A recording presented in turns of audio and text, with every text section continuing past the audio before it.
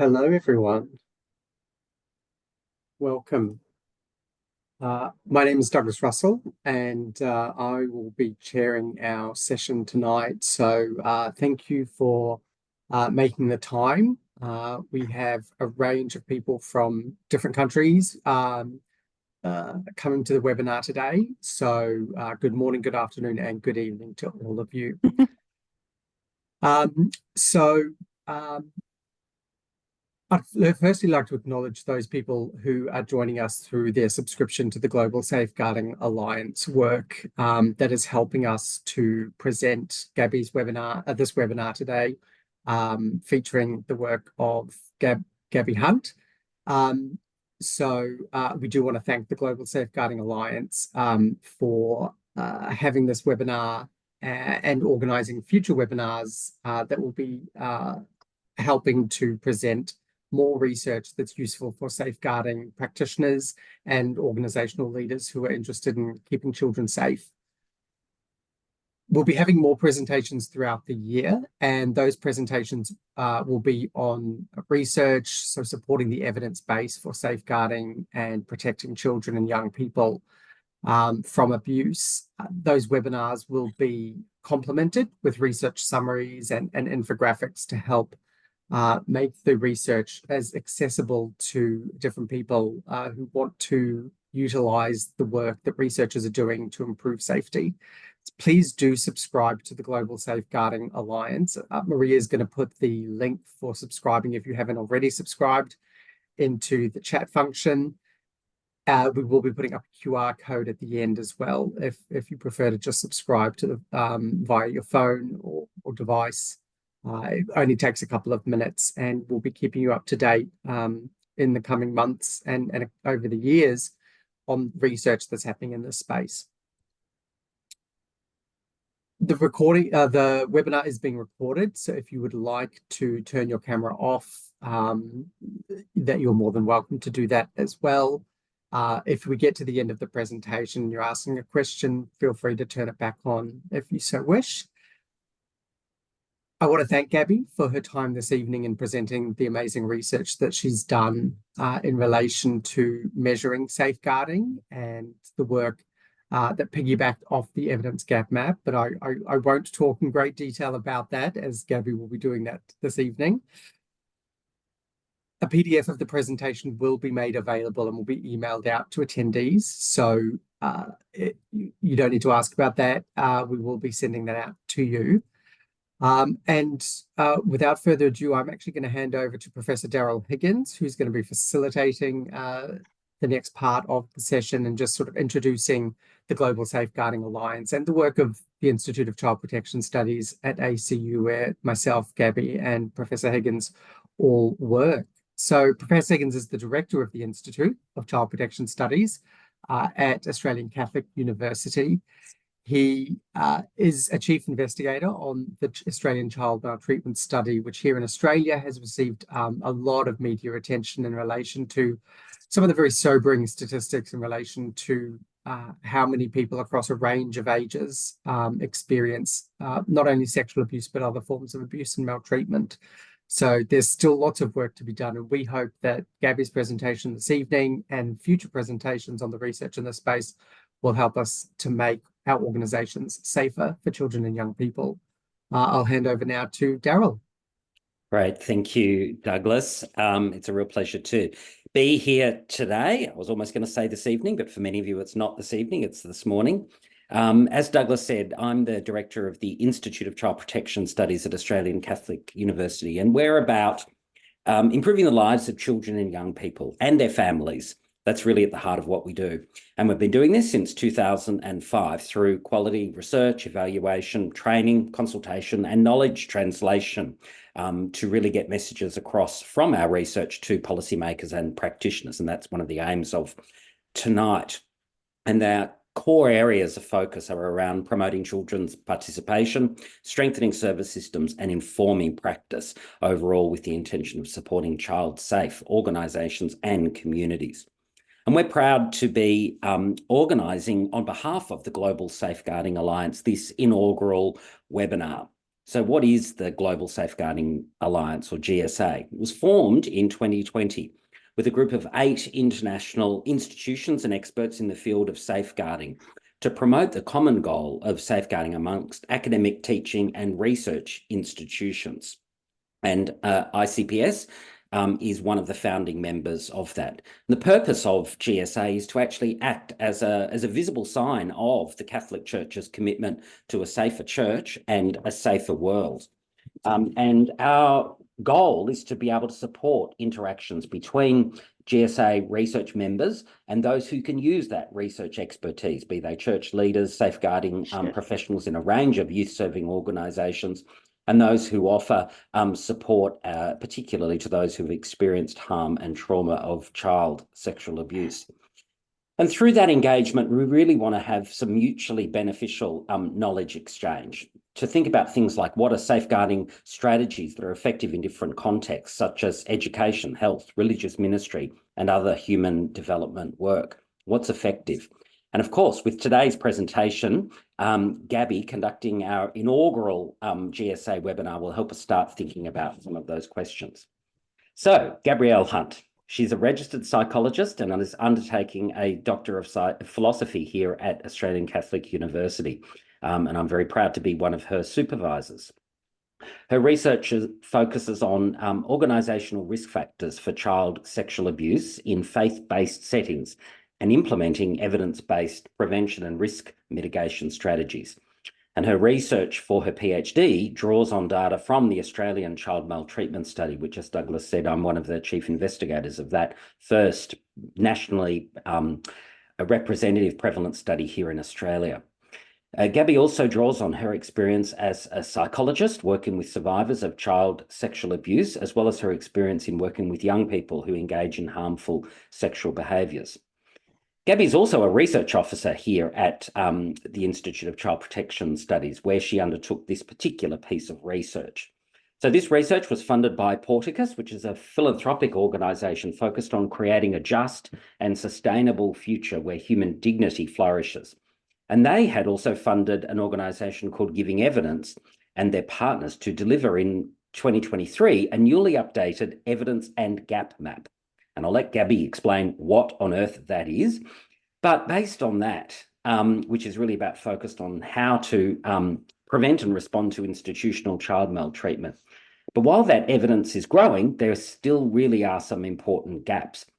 And one of the things that we wanted to look at in that study focused on the research that was included in the gap map was about the outcomes. And so also funded by Porticus, Gabby's research that she's about to present is focused on identifying the range of different measures in the studies that were included in the evidence and gap map and looking at what it is that they actually measure and their strengths and limitations. So without further ado, I'm going to hand over to Gabby, who will do as we always do here in Australia and acknowledge our First Nations countries from which this presentation is coming on and talk about her research. So over to you. Thank you very much, Gabby. Thank you, Daryl, for that very generous introduction. And hello to everyone. It is so great to see you all, and I hope that this presentation will be beneficial to you. And as Maria has said in the chat, if you have questions, please feel free to add them to the chat function, and we'll also have an opportunity at the end for some Q&A as well. So I'll share my screen now so that you can all see my slides, and then we'll get started. Okay, great. Everyone can see my screen. Thanks, all right. Gabby. Great, thank you. So as Daryl mentioned, I'll be presenting today on how experimental research has used different measures to assess the achievement of safeguarding. We'll be looking at the relative strengths and limitations of those different approaches as we go throughout the presentation. But before we do, I just want to acknowledge the traditional owners of the land on which I'm coming from today. In Australia, we are home to the longest continuing living culture in Aboriginal and Torres Strait Islander peoples. We have our history of colonization, dispossession, and discrimination against our First Nations people. So in recognising this history and in respecting Aboriginal and Torres Strait Islanders' spiritual and cultural connection to country, we include an acknowledgement of country at the start of our meetings and events. And this is also part of Australian Catholic University's commitment to reconciliation. So we wish to acknowledge the First Peoples and traditional owners and custodians of the land on which ACU now stand. I live on the beautiful lands of the Yugambeh people on the Gold Coast in Queensland, and I want to pay my respects to elders past, present, and emerging. I also want to extend that respect to all Indigenous peoples globally, including anyone who may be in attendance today. Welcome. We acknowledge that many of Indigenous people globally have experienced similar issues under colonial state rule. Aboriginal and Torres Strait Islander peoples have a rich history of sharing their knowledge, and I'm very grateful that I get to continue in that tradition with you all today. So welcome. In our presentation today, I'll be talking a little bit about what was the evidence and gap map. This really will set the scene for the work that I then did, and we'll have a look at some of the key findings from the review of measures from the studies in the evidence and gap map. We'll also talk a little bit about what makes a good measure and why it's important to have them. And lastly, we'll end by talking about how institutions and researchers can use these findings in their practice. So, what is an evidence and gap map? An evidence and gap map is a research process where all of the rigorous experimental evidence that is available on a certain topic is collated to give a visual representation of what is known about that particular topic. So in 2021 and then again in 2023, a team of researchers collated all of the rigorous experimental research on interventions that address institutional child maltreatment. In this process, they found that there were 108 primary studies, as well as several reviews that examined what works to prevent and respond to child maltreatment in institutional contexts. You can read more about the evidence and gap map at the link on the screen. This research spanned 35 countries, but while the evidence base has grown significantly, particularly between the two research periods of 2021 and then again in 2023, there are still many gaps in our knowledge base. So this slide gives you a visual representation of what is known about institutional child maltreatment. You can find an interactive version of this evidence and gap map at the website, where you can hover over the different bubbles to find the studies that correlate to that particular section. The different colored dots represent different types of studies. So green represents randomized control trials, the light blue is quasi-experimental design, dark blue are planned studies or protocols of things that will be done in the future, and the purple are reviews. The size of the dot represents how many studies there are in that particular category. So you can see from just this screenshot that there is quite a lot of research on children's knowledge and awareness, as well as children's mental health, but much less on institutional practices, including institutional cultures and environments, children engaging in harmful or abusive behaviors, or adult perpetrator assistance. So while there is a growing body of evidence, there are still considerable gaps in our evidence base. You can see that quite a few of these cells on this map are even empty, meaning that there's been no studies that have been specific to that particular category. Similarly, most studies only focused on the prevention of sexual abuse. So there's been much less focus on the prevention of other types of abuse and neglect, for example, physical abuse or emotional abuse. So for those interested in the evidence and gap map specifically, there's a link that you can follow that will take you to an interactive version of the evidence and gap map. My project was then interested in reviewing the measures that were used in the study on the evidence and gap map. So, for example, if the study was focused on improving children's knowledge, I was then interested in understanding how the researchers assessed children's knowledge and what evidence was available to support the reliability and validity of that assessment. We reviewed the measures because it's important to understand how outcomes are assessed in research, as it tells us how confident we can be in the results. So we mined the studies on the evidence and gap map for details about the measures used. Measures could include things like questionnaires, surveys, scales, or even observations that were conducted to assess if the intervention had worked in the study. We reviewed each paper published in English, and details about the measures used in the research were extracted and collated.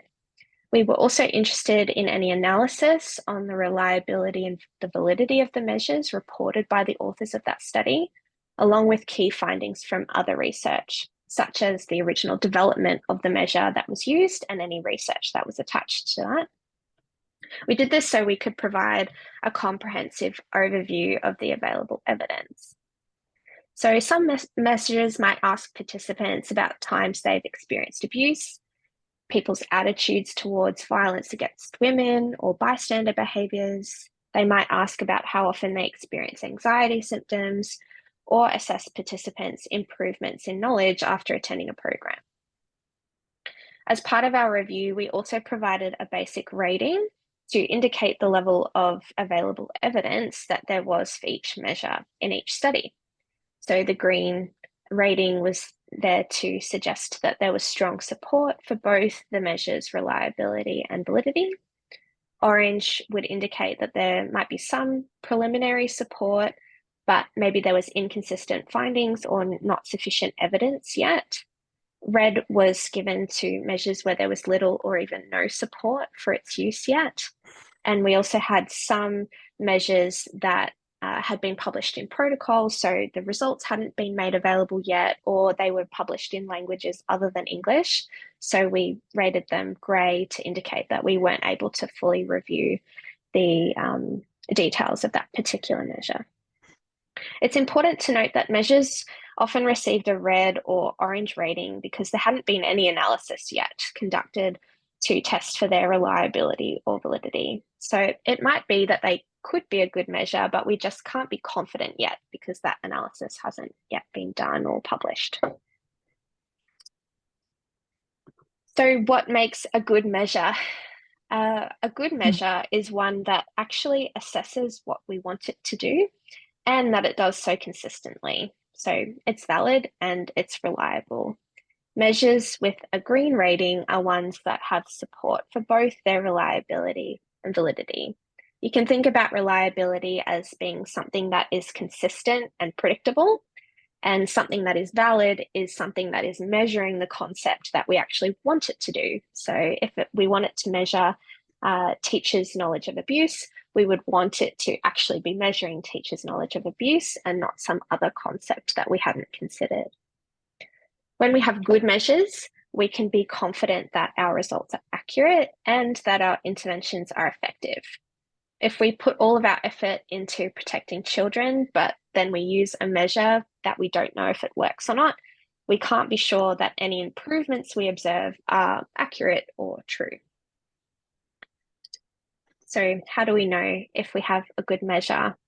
For reliability, you might ask questions like, does each question on this survey or questionnaire measure the same general concept, or do scores stay consistent after a period of time? If I get participants to answer the questionnaire 1 week and then again a month later, am I going to get the same results? For validity, you might ask questions like, would experts agree that these questions are asking about the concept that I'm interested in? Or do the scores that I get correlate or relate to another well-established measure of the same concept?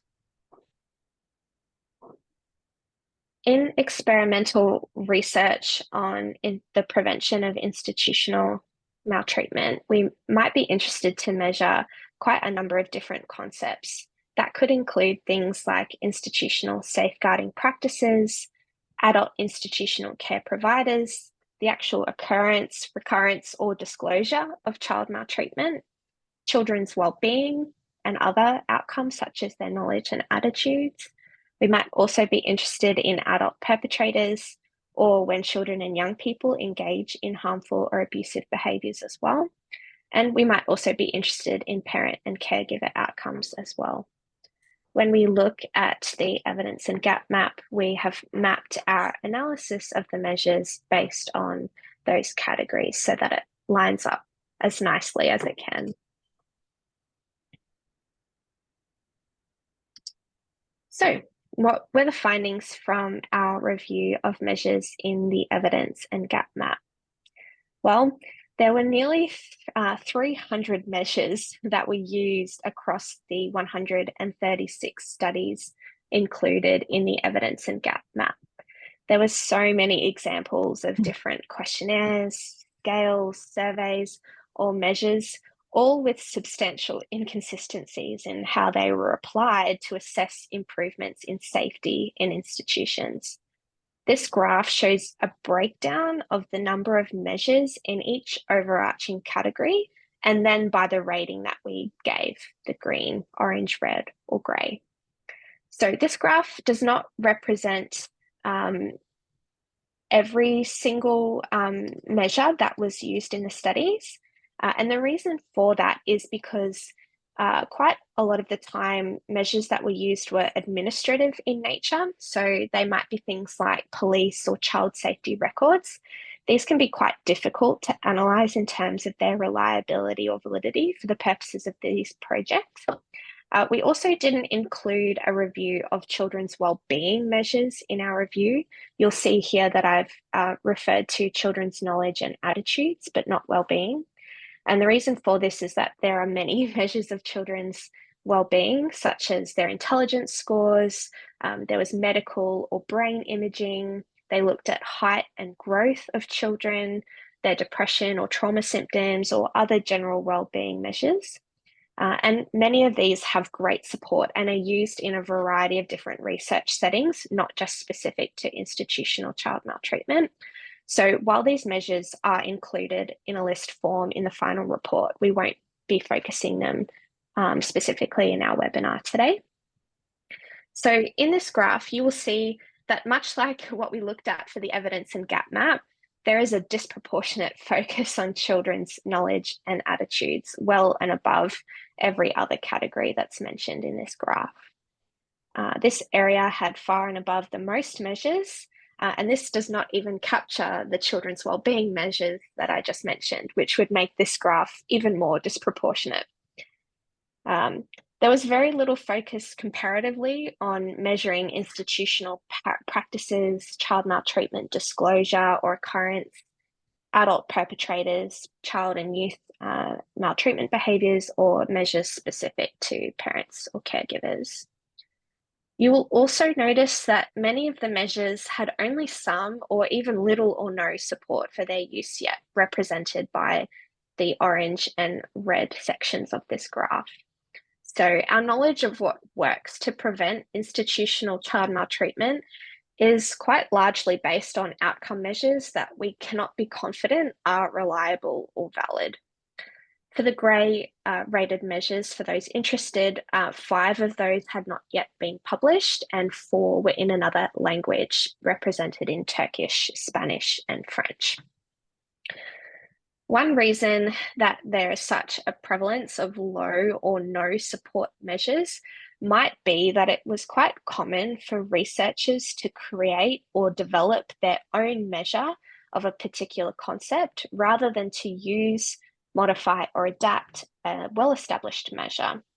This was sometimes because there was not a suitable measure available for their particular age group or cultural setting at the time of the study. But unfortunately, researchers also often used measures with little or even no available support, even if there was one available. And even if we had a good measure in the research, it was not always clear if this directly led to a reduced incidence of institutional child maltreatment. For example, we might look at children's improvements in knowledge about personal safety after attending a prevention program. And while we might have observed that the children had more knowledge after the prevention program, this did not always mean that it led to a decrease in the occurrence of child maltreatment. So we call these proxy measures. We suspect that they might lead to improvements in safety, but they're not directly related all of the time. So we're going to talk about the kind of key findings from the review of measures under each category. First, let's talk about institutional safeguarding practice.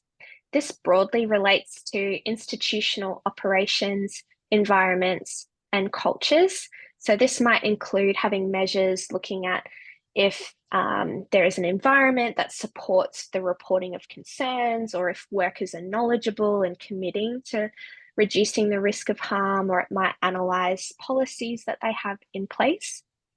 And there were some good support for some of the measures in this category, but it's important to note that all but one were focused on schools.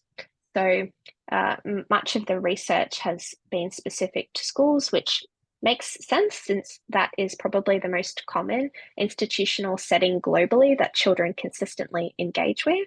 But it means that we have less knowledge about institutional safety in other types of organizations like religious settings, sporting settings, out of home care, these kinds of places. So out of the 9 measures that were used under this category, only 3 had some strong support. One example of that was the Delaware School Climate Survey. This is a self-report survey, which is designed to assess a school's overall climate from the perspectives of students, parents, and teachers. The student-completed surveys can be completed from grade 3 and up, and it's available in 3 languages, English, Spanish, and Haitian Creole. So an example item for students is for them to rate if they feel safe at school.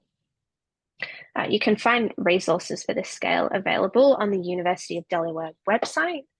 And while there's good support for this, most of the research to date has only really focused on US or Western contexts. So we'd potentially need more research to see if a survey like this would be suitable for other cultural contexts. Overall, this is a significant area for improvement in research and practice, and further research is needed in this area. Next was measures that examined the knowledge, skills, attitudes, and well-being of the adults providing care in the institutions. So this was mostly focused on teachers, but also included residential care workers, medical staff, or other professionals in institutional settings. In this category, there was actually quite a disproportionate reliance on those researcher-developed measures that I talked about earlier. This was particularly true when looking at adult knowledge, and unfortunately, most had little or no support. There was also a focus specifically on sexual abuse, such as measures of teachers' knowledge about sexual abuse, their willingness to teach sex education, or their attitudes towards reporting abuse. One example of a measure for adult institutional care providers was the Knowledge and Attitude Scale developed by Matthews and colleagues in 2017. This scale assesses childcare and education providers' knowledge about child maltreatment, including risk factors for abuse and legal requirements for reporting. The legal-based questions are specific to US law, so that is something to be mindful of when using this in other contexts. There was an example where one of the researchers had adapted it to be relevant to Maine law rather than Pennsylvania law as it was originally designed. So items might need to be updated to be relevant to the laws in your jurisdiction.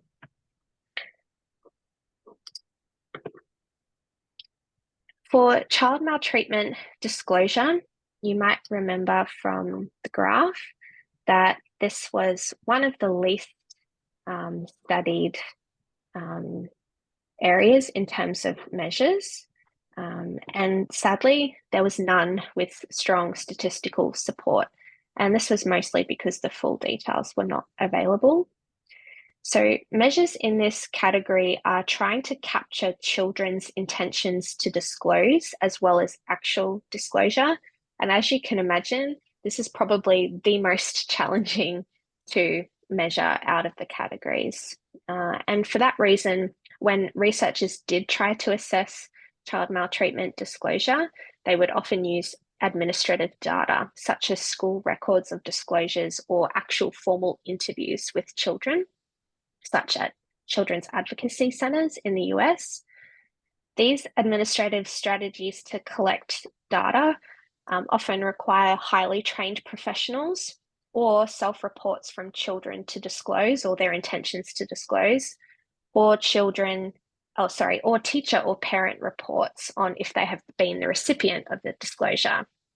It's very difficult to test whether these approaches reflect accurate data on the true prevalence of maltreatment. However, they can be useful ways to assess if interventions have been helpful in supporting maltreated children to disclose. So while we're not always able to accurately determine the reliability or validity of administrative processes, they can still be helpful in research. A key finding was that even if children did increase in knowledge about abuse, this did not always translate to improved intentions to disclose or improved safety identification skills. Therefore, including measures of disclosure, intentions to disclose, or child maltreatment occurrence can be very important to improve confidence in the effectiveness of interventions in institutions. Similar to child maltreatment disclosure, measuring child maltreatment occurrence or recurrence is also very challenging. Most in this category relied on children's self-reported experiences of maltreatment, but administrative data was also collected, such as child safety or police records, or guidance counselor incident reports at school. Administrative data can be a way to collect this data without directly asking children about their experiences of child maltreatment, but you're only going to capture instances that have been reported. So it's likely an underrepresentation of the true prevalence. Under this category, there are actually quite a number of measures that have good support. Most have been developed in the US. The most commonly used in experimental research was the ICAST tool. This is a self-report scale, children's self-report scale, that's designed to assess their experiences of abuse and neglect. So the example item that you can see for this measure is, have you seen adults in your home hurt each other physically? For example, hitting, slapping, or kicking. The ICAST is available in 20 languages and has strong support for its reliability and validity. So for that reason, it's probably the most commonly used measure in this category. One consideration is that quite often researchers might slightly adapt the ICAST, often to only ask specific items. Perhaps they were only interested in specific types of abuse and neglect, most commonly sexual abuse. So they might have only included those items. So that can be a consideration for adapting a measure and whether it maintains the reliability and validity of the scale when you do so. As we saw from the graph earlier, children's knowledge and attitudes is by far the most studied with the greatest number of measures. In particular, much of the focus was on children's knowledge of abuse. This was the most measured construct in experimental research on institutional child maltreatment. There were many examples of measures with good support for children's knowledge, but even those with good support had several notable limitations. A common problem when measuring children's knowledge is that children often perform quite well on these measures of knowledge, even before they've been exposed to an intervention. So this meant that researchers were unable to actually accurately assess if there'd been any improvements in the knowledge because the children were already very knowledgeable beforehand. Now, this is particularly true for older children, and I think potentially speaks to the improvements and gains in prevention strategies we've had globally, where perhaps children are already exposed to some personal safety type messaging, either from their parents or from school or other caretakers. And so when they're then presented with prevention programs at school or in other settings, they already have quite a little bit of knowledge. So this can make it quite difficult to assess if there's been any improvements in knowledge. Many measures in this category would also benefit from updated language and a more contemporary conceptualization of abuse characteristics. So, for example, quite a number of the measures were developed quite a long time ago, where the messaging around prevention of sexual abuse was much more focused on stranger danger. And sometimes there's an underlying assumption that children don't like certain touches from adults. So, including consideration of the nuances of abuse and grooming in measures would improve our understanding of children's knowledge of abuse. The research did consistently show that children's knowledge can be reliably improved as a result of a variety of interventions in a variety of cultural settings. But it's important to note that improving children's knowledge does not always lead to changes in behaviour, confidence to disclose, or self-protective behaviours. So, only measuring or examining children's knowledge can give a distorted picture on children's safety in institutions. We need to include consideration of child maltreatment occurrence, institutional practices, and other types of measures so that we can get a full and holistic picture of the safety in institutional settings. For measures of children's attitudes, they were mostly focused on adolescents, and many of the measures had originally been designed for use with adults. And they measured concepts such as bystander actions, victim empathy, gender norms, and attitudes towards sexual assault and dating violence. And there was quite a few that had good support in that category as well. For adult perpetrator measures, there were only a few that measured this. And sadly, all but one were researcher developed with little or no support yet for their use. Most measures in this category focused on a parent or teacher use of violence or corporal punishment. And the questions were often embedded in larger measures looking at a variety of concepts such as well-being and parenting skills.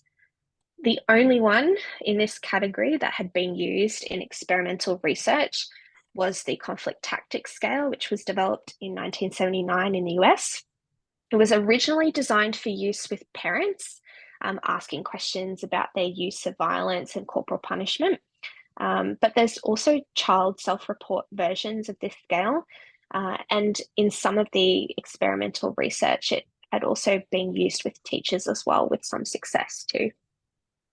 Again, similar to what we talked about with the Delaware School Climate Survey, there would be future research potentially needed to assess its reliability and validity in other cultural settings. For child, youth, offender maltreatment behaviours, this category was looking at children's self-reports of engaging in violent, abusive, or bullying type behaviours. Unfortunately, all used had little or no support yet. From my previous work in the field, I know that this is not because there are not good measures that exist, but the measures that do exist often focus on offending behaviours in adolescence, which was not really the focus of many of the studies in the evidence and gap map. So further research would be needed in this category, particularly when we learn from the Australian Child Maltreatment Study that there is a growing prevalence rate of child sexual abuse inflicted by peers and adolescents. And lastly, Measures for parent and caregiver outcomes. Overall, there were several high-quality parent outcome measures that have been used in experimental research on institutional child maltreatment. They covered measures of parenting skills, knowledge, and trauma responses. For example, the Knowledge of Infant Development Inventory was designed to assess parents and caregivers' experiences and knowledge of parenting practices for children aged 0 to 6. And what the research found was that parents with greater knowledge and skills overall reduced the risk of children then being involved with the child welfare system. There was also quite a few observation type measures, such as the home observation for measurement of the environment or home. This had strong support and was useful for assessing children's safety at home. So, in summary, while our knowledge base is growing, there is still work to be done. In research, there is a disproportionate focus on children. This can place the burden of responsibility for children's safety on children rather than on the adults and institutions that care for them. Resources may be better placed in educating adults and addressing institutional cultures, knowledge, attitudes, and resources to improve children's safety in their settings. And sadly, this is the greatest gap in our knowledge base and in the quality of measures being used as well. We need to prioritize the efforts and resources needed to use measures that are valid and reliable. When we do this, we can then be more confident that our interventions and prevention programs are effective at protecting children and young people. It's also important to note that most measures are also created with Western and English-speaking populations in mind. This means that resources are needed to develop, translate, or adapt measures to be culturally appropriate in other settings. How can institutions and researchers use these findings? First, we need to prioritize the time and money to use, develop, or modify measures that have been well established and have good support for their reliability and validity. Expert review can be a simple way to assess the validity of measures by having experts in the field rate different questionnaires on a survey of your choice to see if they match on to the overall concept that you're trying to measure. We also need to consider who the intended population was when the measure was developed and consider if this matches the people or setting that you want to use it in. So if a measure was originally developed for adults, it would need to be checked if it maintains its reliability and validity when used with children and young people. When evaluating prevention programs, use well-established measures before and after an intervention. This can allow you to test for areas of strength in your organization and track improvements over time. You can then be more confident that any positive changes that you're observing in the scores on the measure are accurate and a true reflection of improvements in your organization. If you're interested in more details about all of the measures that are available to you and have been used previously in experimental research, there is a technical report and executive summary that will be made available soon. Otherwise, if you're interested in further presentations or just being up to date with more information, you can subscribe to the Global Safeguarding Alliance as well. Thank you, everyone, for coming to this talk, and I really look forward to any questions or any discussion that comes out as a result. Thank you. Thank you so much, Gabby, for that really beautifully timed and incredibly rich and amazing presentation. And I've got to say, having supervised Gabby's thesis thus far, as well as supporting her on this project, she's an amazing thinker, writer, and her ability to translate a whole lot of reading that she's done, and your expertise in this issue of measurement of outcomes of child maltreatment in institutional contexts is really amazing. So thank you. I'm going to hand over now to Douglas, who's going to manage some questions. I can see we've got at least one or two in the chat already. and people are welcome to also put up their hand or turn their camera on and ask a question. Great. Thank you so much. So Gabby, we have got a question from Emma, who's wondering, for institutions without access to academic journals, what's their best approach for finding valid and reliable measures that they would be able to use in evaluating some of the strategies or interventions that they're implementing in their organization? Yeah, that's a really good question, and I imagine quite a barrier for a lot of people. It's really tricky. Oftentimes, if you're interested in a particular study, if it has a measure, oftentimes you can reach out to the author directly and request for a copy of that paper. Most of the time, authors are very happy to share free of charge their research. They get no benefit from you accessing the journal themselves. So that can be a way to access specific articles that you're interested in. But then in terms of the findings from today, the technical report and executive summary provides a summary of every measure that was used. So when that resource becomes available, you'll be able to go to that and navigate to the category that you're interested in and have a read of some of the findings for that particular measure as well. I don't know, Daryl, if you'd add anything to that. Yeah, so I've just put in the chat function a link to a website called ResearchGate, which is often a good way of non-academics getting access to findings from academia. Of course, there's a push nowadays for many academics to publish in what we call open access, and in Australia, in fact, there are a number of agreements between Australian libraries and the big publishing houses which enable Australian authors to be able to publish open access. So I think in the future, we will see more and more of this kind of, research on measure development and actual copies of measures being more readily available. But I absolutely endorse what Gabby has said. Reach out to the authors. Most will be incredibly chuffed that you're interested in their particular research. And if you can't find the details that you need in the evidence and gap map itself or in Gabby's technical report, then using a service like ResearchGate is often a good way to try and get in touch with authors. Yeah, all very good points there. And yes, I agree. I think there's definitely a push now for academics to publish open access, which hopefully makes it more readily available. And again, hopefully this is a space where with researchers creating research summaries and infographics available, then maybe the tools and measures will be easily available as well. So hopefully that's something we see progressing and changing as we continue. So we have another question here. Do you get a sense from the research in the evidence gap map of why there is so much focus on child knowledge? Is it mainly that it's easier to capture? What barriers are there to tackle the other outcomes? Great question. Yeah, that's a great question.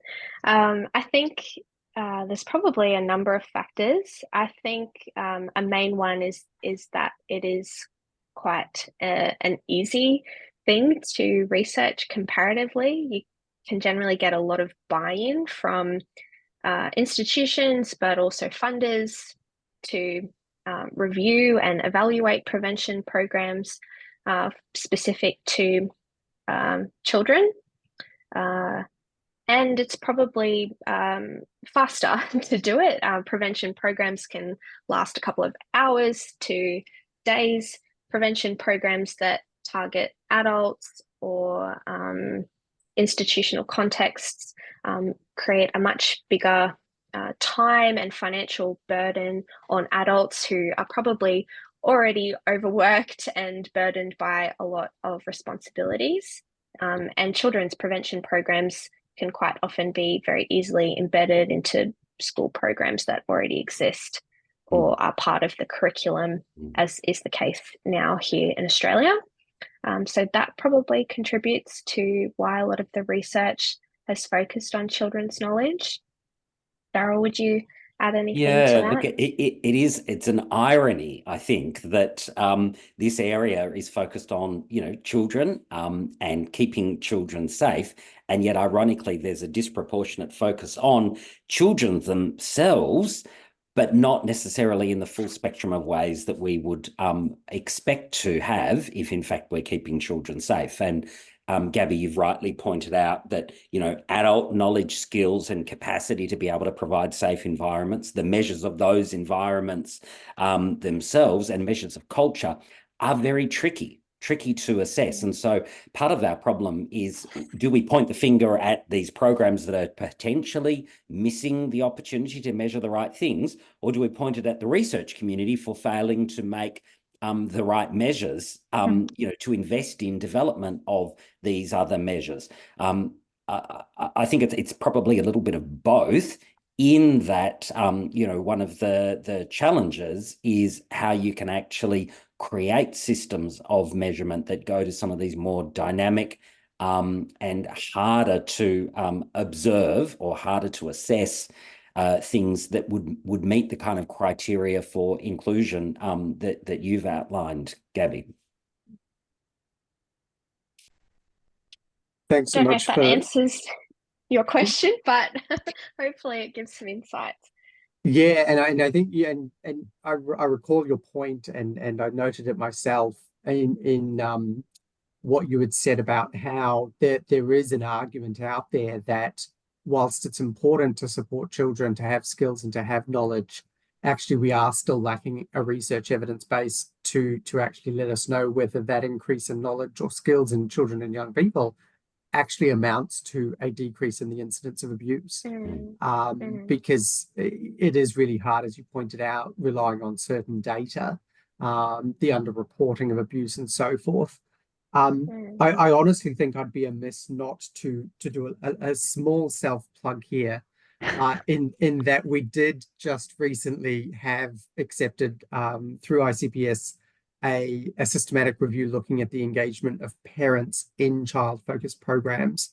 So if that's something your organization is doing, is thinking about, or if that's something you're interested in, I'm just about to punch that DOI into the chat now. So a review looking not at programs aimed at parents, but rather how are parents engaged in programs that are primarily focused on teaching children and young people, but thinking about that social circle that parents are engaged in. Now, I see Rodrigo is thanking us for that answer, and yeah, definitely time, resources, and funding can help with that. So, I see also some thanks for the funders porticus of Gabby's work, and I know that Gabby, Daryl, and ourselves are very thankful for that support. Emma, I see you've Douglas, I might just jump in and pick up on that point of greater time, because of course one of the issues is that some of the other ways, other than looking at children's knowledge or their immediate kind of outcomes, is about long term. And so it's not just about the time taken to develop the measures, it's also the time taken to implement them, and look at those longer term outcomes. So it's almost like a generational cycle that we're seeing here, that we would need to wait and see whether some of these kind of experimental research, the use of these different interventions, by the time children, turn 18, whether in fact we've kept them safer through use of this. So the ultimate aim takes a while to be able to see its delivery or its achievement. Great. Jackie, I see you've got your hand up. Is that a question for Gabby? Yes, thank you, Douglas. Gabby, thanks for a lovely presentation. Very informative and thought-provoking. I wondered if I picked up, as you were presenting, some perhaps implicit messages on lessons learned about adopting measures. You talked about sometimes measures were available but weren't used. Did you get any insights that you could share with us around lessons learned if you were starting in a measuring process, and what might be some factors that would push you towards measures or make you think about doing your own, or any lessons around that, if that makes sense? Yeah, I think so. Thank you, Jackie. Look, there's probably a few factors. One is probably overwhelm. As I mentioned, there were over 300 when you factor in the administrative data and children's wellbeing measures as well. So many measures, and that can be incredibly overwhelming for most people to even know where to start or what to even look for. So I think sometimes it's out of ease to say we just want to ask a few questions about teachers engaging in corporal punishment, or we just want to ask a few questions about teachers' attitudes towards reporting. So we'll just write those questions ourselves rather than going through the stress of trying to find one that already exists. So sometimes it's probably out of ease and not knowing where to start. Sometimes it's because some of the measures can be quite inaccessible. So a lot of the observation type measures, or some of the more complex and more rigorous type measures of, say, for example, of institutional safeguarding, cost money. And so there's a financial barrier to selecting measures that might be more rigorous or have more support.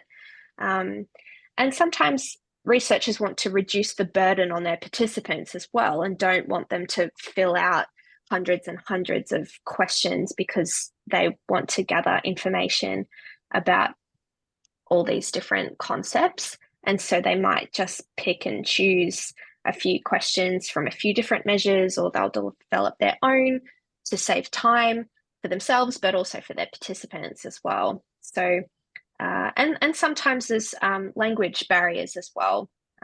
So sometimes it might be that in a particular cultural context, or for a particular language group, there just isn't an option available. And so they have to develop their own, or to try and translate one that already exists. And the amount of work that goes into testing the reliability and validity of those researcher developed measures varies. There were some that had great support and they'd done a lot of work to test them, and others they hadn't. And that might be because of time or resource barriers. Hope that answers your question, Jackie. Thanks so much, Gabby. Yeah, and that psychometric testing, getting the validity and reliability, can take really large sample sizes for that kind of research as well. So it's important for organizations, if they're smaller, to understand that might be a multi-collaboration with multiple organizations. And I see Thomas has put a really good point that a few people are liking in relation to the importance of partnering funders with researchers, with organizations. And that's very much something that ICPS thinks is an important aspect of research, and something funders are looking to do. They want to see that researchers are working collaboratively and developing measures or testing interventions through partnered collaborations. So I have just put a note there in the chat that if you are interested in partnering with research, whether that's for developing a measure, translating a measure, and testing it in a different context, or evaluating an intervention, you can always get in touch with us, and we can sort of keep you in mind for projects, or if you want to apply for a particular amount of funding, we can support you as being a research arm for that. If we've got time for one more question, we do have one from Arena, although Daryl has started to answer this. So maybe we don't need to go there. Is there a recent Australian longitudinal study of the benefits of body autonomy or information training? So I think that might be in line with what we've been talking about with children. Daryl, did you have some thoughts on that one? No, but it is, our time is up. It's 8:30, and unfortunately we're going to have to draw it to a close. So I'm just going to wrap up now by saying, firstly, a really big thank you to you, Gabby. That was a brilliant presentation of some really groundbreaking research. Thanks to you for not only presenting it today, but for all of the hard work that you put into conducting that research, and of course to Porticus for commissioning ICPS to deliver on this. Finally, just a reminder, a big thank you to the Global Safeguarding Alliance, of whom we are part. I've put the website address there if anyone wants to find out more about it. And Maria and Douglas have sent you the information, if you aren't already a subscriber, to hear more about the webinars and other activities of GSA, of which this was the inaugural webinar. So please do take the time to subscribe if you haven't already done so. So as I said, a big thank you to you, Gabby. Everyone, let's give her a final round of applause and enjoy the rest of your morning, day, evening. Stay safe, and thanks for your commitment to the safety and wellbeing of children. Thanks, everybody. See you next time. Thank you. Bye.